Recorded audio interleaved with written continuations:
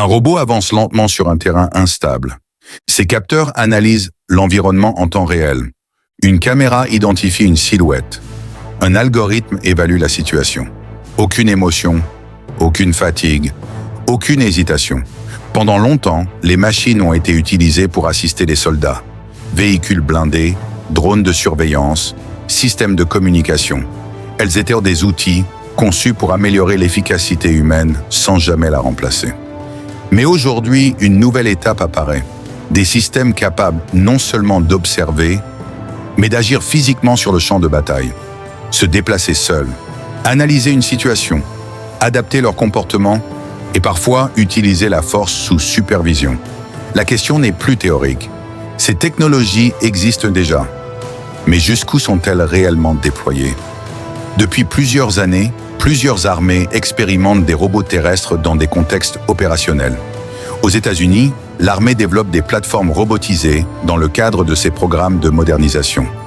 Ces systèmes sont conçus pour accompagner les unités sur le terrain, notamment pour des missions de reconnaissance, de transport logistique ou de surveillance avancée. L'objectif n'est pas de remplacer les soldats, mais de réduire leur exposition aux zones les plus dangereuses. Dans certains exercices, ces robots sont capables de suivre une unité, de transporter du matériel et de transmettre des informations en temps réel. Ils deviennent progressivement des éléments intégrés au fonctionnement des forces. Sur le terrain ukrainien, la guerre a accéléré l'adoption des systèmes sans pilote. Si les drones aériens dominent largement, des robots terrestres commencent également à apparaître. Ils sont utilisés pour transporter du matériel, inspecter des positions ou intervenir dans des zones trop exposées pour les humains. Ces usages restent encore limités, mais ils montrent une évolution claire. La machine devient un acteur opérationnel. Du côté russe, des systèmes comme l'Uran 9 ont été présentés comme des robots de combat capables d'opérer à distance. Cependant, les retours d'expérience ont mis en évidence plusieurs limites, notamment en matière de communication et de fiabilité dans des environnements complexes. La Chine, quant à elle, investit massivement dans la robotique et l'intelligence artificielle. Elle développe des robots capables de patrouiller, surveiller et potentiellement coordonner des opérations en réseau. Des démonstrations montrent des unités robotisées capables d'évoluer ensemble dans des environnements contrôlés. Sur le plan technique, ces robots reposent sur plusieurs éléments fondamentaux. La perception est la première étape. Grâce à des caméras, des capteurs infrarouges, des lidars et parfois des radars, le robot construit une représentation de son environnement. Il ne voit pas comme un humain, mais il traite des données pour identifier des formes, des mouvements et des anomalies. La navigation est la seconde brique essentielle. Les systèmes modernes sont capables de se déplacer de manière autonome, d'éviter des obstacles et d'adapter leur trajectoire en fonction du terrain.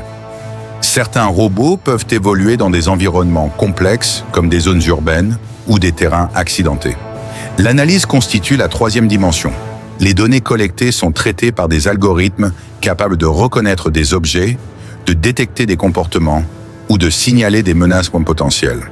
Dans certains cas, ces systèmes utilisent des modèles d'apprentissage automatique pour améliorer leur performance. Enfin, il y a l'action. C'est ici que la question devient la plus sensible.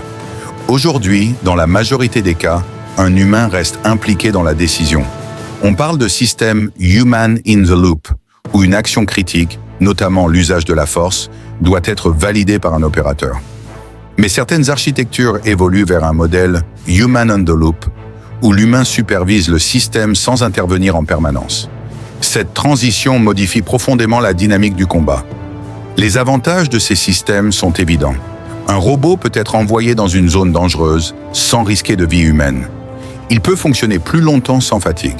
Il peut collecter et transmettre des données en continu. Dans des missions comme le déminage, la reconnaissance ou la surveillance, ces technologies sont déjà indispensables. Elles permettent de réduire les risques pour les soldats et d'améliorer la connaissance du terrain. Les robots peuvent également servir de multiplicateurs de force. Une unité équipée de systèmes autonomes peut couvrir plus de terrain, observer plus d'angles et réagir plus rapidement à certaines menaces. Mais ces avantages s'accompagnent de limites importantes. La fiabilité reste un enjeu majeur. Un capteur peut être perturbé, un système peut mal interpréter une situation ou rencontrer une panne. Dans un environnement militaire, Ces erreurs peuvent avoir des conséquences immédiates. L'environnement joue également un rôle déterminant. Boue, poussière, obstacles physiques, interférences électroniques, tous ces éléments peuvent réduire l'efficacité des systèmes autonomes. La dépendance aux communications constitue un autre point critique. Beaucoup de robots reposent sur des liaisons avec un opérateur ou un réseau. Si ces communications sont interrompues, les capacités du système peuvent être fortement limitées. Enfin, la question du contrôle reste centrale. Même si la technologie progresse, les armées restent prudentes sur l'autonomie complète, notamment lorsqu'il s'agit de décisions létales. Au niveau international, le débat est actif.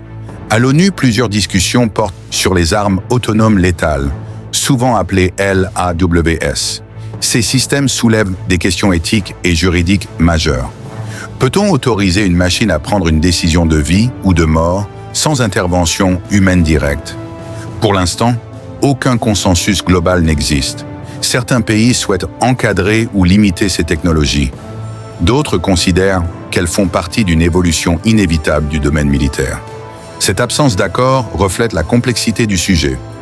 La réalité actuelle est donc nuancée. Oui, les robots soldats existent.